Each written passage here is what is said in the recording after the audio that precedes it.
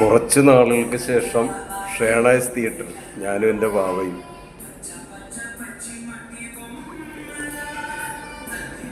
ഒരു സിനിമ കാണാൻ വന്നിരിക്കുന്നു. ഒരുപാട് സന്തോഷം നിറഞ്ഞ നിമിഷങ്ങൾ.